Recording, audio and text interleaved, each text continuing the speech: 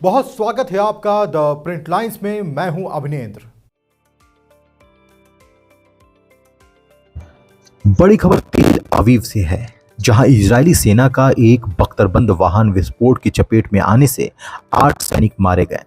Israeli रक्षा बलों का कहना है कि शनिवार को दक्षिणी गजा में 8 इजरायली सैनिक मारे गए, जो 7 अक्टूबर के बाद उसके सैनिकों से जुड़ी सबसे घातक घटनाओं में से एक है। आईडीएफ का कहना है कि घटना की समीक्षा की जा रही है, लेकिन शुरुआती निष्कर्षों से पता चलता है कि काफिले के हिस्से के रूप में सैनिकों को ले जा रहा एक बख्तरबंद वाहन ताल अल सुल्तान के उत्तर पश्चिम हिस्से में आतंकी बुनियादी ढांचे को टारगेट करने वाले एक ऑपरेशन के दौरान विस्फोट की चपेट में आ गया। घटना स्थानीय समयानुसार सुबह लगभग 5:15 पर हुई।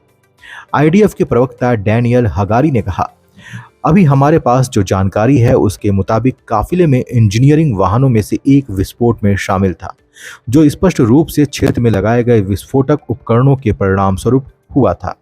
सेना की ओर से इस बात की भी जांच की जा रही है कि क्या शुरुआती विस्फोट के साथ ही वाहन में रखे विस्फोटकों में धमाका हुआ था। आईडीएफ ने कहा, वर्तमान आकलन यह है कि बख्तरबंद वाहन एक साइड बम विस्फोटक के परिणाम स्वरूप फट गया। इसके अलावा वाहन पर इंजीनियरिंग उपकरण भी थे, जिनमें विस्फोटक सामग्री भी शामिल थी। बयान में कहा गया है कि विस्फोट महत्वपूर्ण था और वाहन पर मौजूद विस्फोटक सामग्री के धमाके के कारण हुआ हो सकता है। ऐसा नहीं होना चाहिए और इसलिए घटना की जांच की जा रही है। बयान के मुताबिक क्षति इतनी ज्यादा थी कि मारे गए लोगों की पहचान करना और उनके शवों को पता लगाना मुश्किल था। हगारी ने कहा, यह घटना हमें एक बार फिर याद दिलाती है कि युद्ध की कितनी दर्दनाक कीमत होती है। बहादुर योद्धा इजराइल के लिए अपना जीवन बलिदान करने को तैयार थे। आईडीएफ ने यह नहीं बताया कि आखिर इस घटना के लिए जिम्मेदार कौन है। हालांकि हमास की सैन्य शाखा अल कसम ब्रिगेड ने कहा है कि उसने ताल अल सुल्तान में सक्रिय दुश्मन वाहनों के खिलाफ घात लगाया था।